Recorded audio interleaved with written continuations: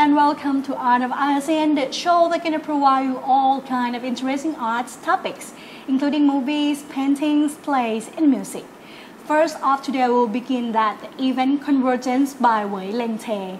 She is the one who doubted that actually the origin of Chinese in Malaysia and Singapore are from.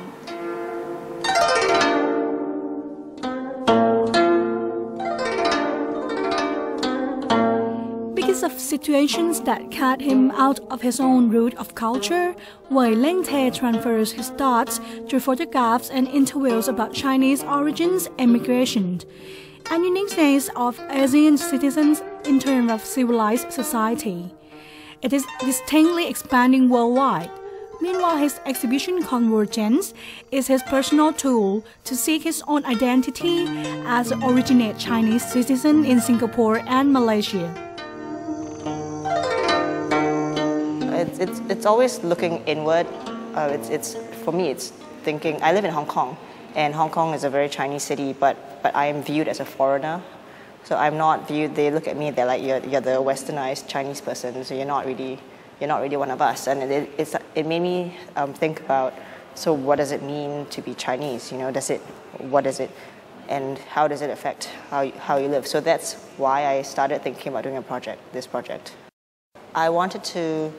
I guess it's a research study on how people like me, I'm second generation Chinese in Singapore, how we feel about our heritage. That was the starting point for the project. And if, a lot of the traditional things that we've always had to do, if it means anything to us. So I guess through the process, the project took 1 year. I interviewed people, I visited 49 families, and I ask them about their lives, their day-to-day lives, and also talk to them about their interactions with other ethnic groups within Singapore, Malaysia, and also, I guess, about their friends and family relationships.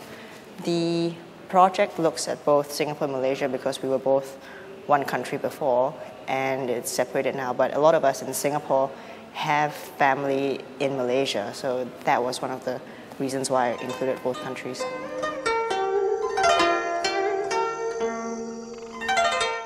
Wei Leng-Te is interested in looking at how people juggle their lives, living in their community, and how the place they live in affects the way they deal with other people and their relationships.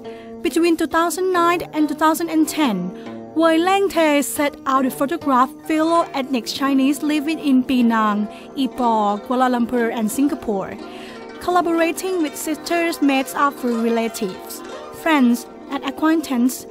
The artists create a body of work focused on a particular subset of people, entering the domestic spheres and private lives of her subjects. The results are beautifully crafted, cinematic portraits and still life photographs that offer an intimate glimpse into the life of the ethnic Chinese. The main medium that I work with is photography. And for a lot of my work, even before this project, my work has always been about relationships and also about how where we live affects how we interact with other people and with our family members. So when I was originally starting to think about this project, I was also thinking, how am I going to approach this topic? Because it's a very wide topic, and in Singapore we're majority Chinese anyways. It's silly. But then I also wanted to look at the family relationships and the interactions that people had in the private sphere, because that's what interests me a lot. Because even I'm sure in Thailand, someone says something to you and probably doesn't really mean it. You never know what someone is saying, and for me, it's really interesting to go into someone's private space, and you can see a lot from them. And also, when you photograph someone in their private space, the body language changes, and you can also see the interaction and the relationship between friends, within families, very clearly in a home, I think. So a lot of my work is focused in homes and in private spaces. I photographed this woman on the street where her father's funeral took place. Her father, she had a very conservative Chinese upbringing, and her father was the head of the Taoist Association and the head of the Ong clan in Singapore. And when her father died, she said that she felt that the root of her life was cut. and she hasn't been in a temple since, and she's Christian. And for me, it was quite poignant because I think her life reflects a lot of people of my generation's lives, in that a lot of us are cut from our traditions and our history, and we just live modern lives like I think any other global citizen these days.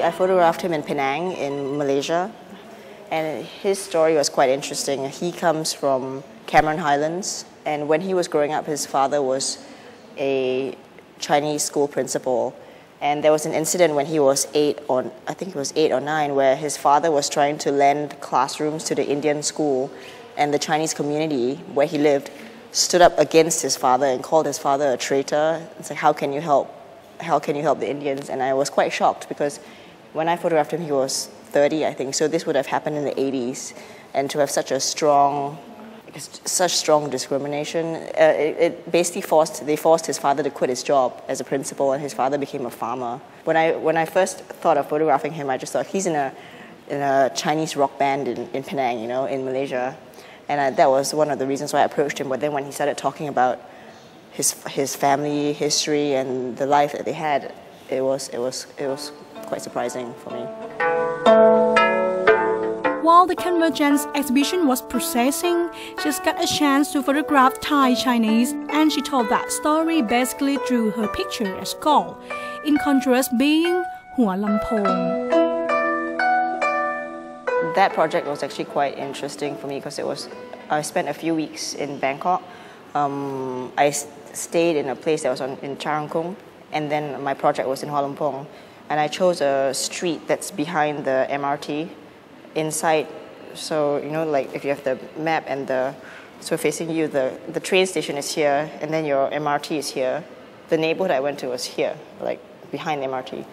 And it was really interesting because I did not expect, and the point of my project was not to look at any ethnic thing at all either. But it turned out that the entire neighborhood was filled with Chinese. And because when I went into the neighborhood, they had a Chu Chow opera for the 3 days I was there in December. And when I first started working in the neighborhood, people were speaking to my assistant in Thai, and they were not talking to me. But then after a few days, after you gain their trust a little bit, they started speaking to me in Mandarin. It was very strange, I thought. This sets of photographs from Wei Lengte telling story of not just about lifestyles, but it is more about integration and communication of elements which are against each other. After spending her times with interviewees, she learned that story of how the journey from China to Southeast Asia began. More importantly, how life treated them as a Chinese originate citizen living in another land. A lot of people there who were ethnically Chinese, but when I was researching in that neighborhood, I was just trying to get a sense of how people live and see how it is, and that was, I guess, that was the primary point. And then it's just as I got to know the people and I was in that area for quite a while, then I realized, it's quite interesting. But Bangkok has a large Chinese population anyways, right? But it's all integrated, so, it seems.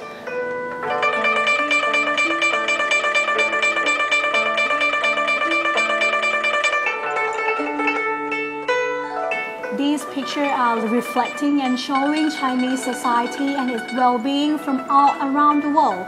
And this is the point that she is really interested and want to see a real answer. Next break, we are going to fly beyond barbed wire fence festival, which conducted by Friends Without Borders Foundation. Stay tuned.